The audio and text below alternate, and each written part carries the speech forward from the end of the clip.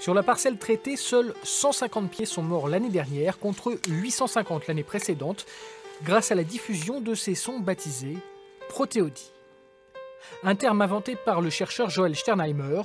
Depuis 40 ans, ce docteur en physique théorique étudie les particules élémentaires, les ondes et la musique. Il a découvert qu'on peut stimuler ou inhiber la production de protéines de tous les organismes vivants en les exposant à des ondes produites par certains sons. Je me suis rappelé ces vieilles histoires que j'entendais étant enfant, la musique de Mozart qui fait donner du meilleur lait aux vaches. Et je me suis dit, si ça se trouve, la prolactine qui fait venir le lait des vaches, ça doit faire du Mozart.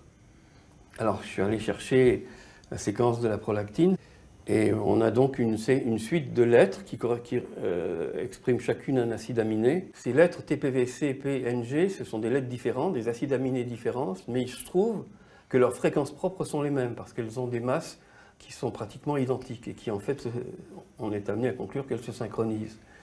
Et donc si je me mets à chanter ça, qu'est-ce que j'obtiens? Tila lila lila la, tila la la lila la la, tila la la la la la, ta lila la la lila la. Et ça c'est du Mozart. Integral calculus.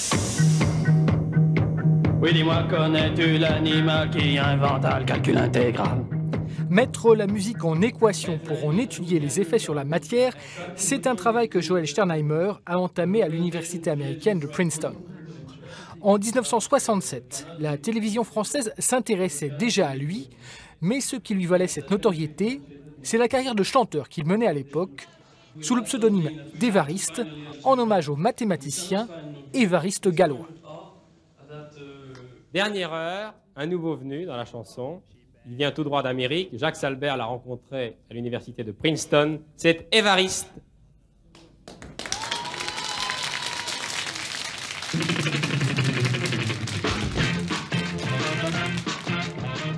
Voudrais-tu, mon amour, intégrer des équations de nuit et jour?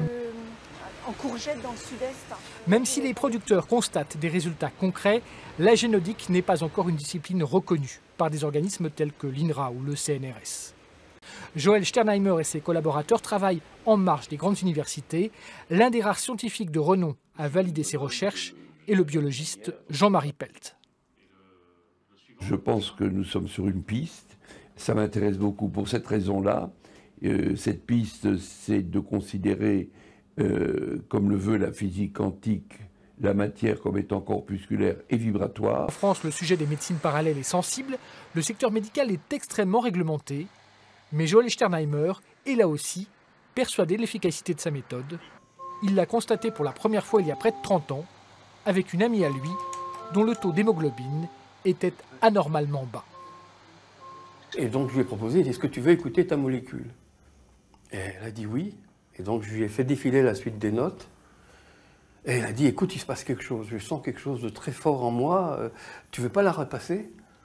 Et c'est ce que j'ai fait, même en fredonnant par-dessus. Et elle m'a dit, ah écoute, je ressens quelque chose de fort, là j'étais épuisé, je me sens beaucoup mieux, j'ai l'impression d'être guéri.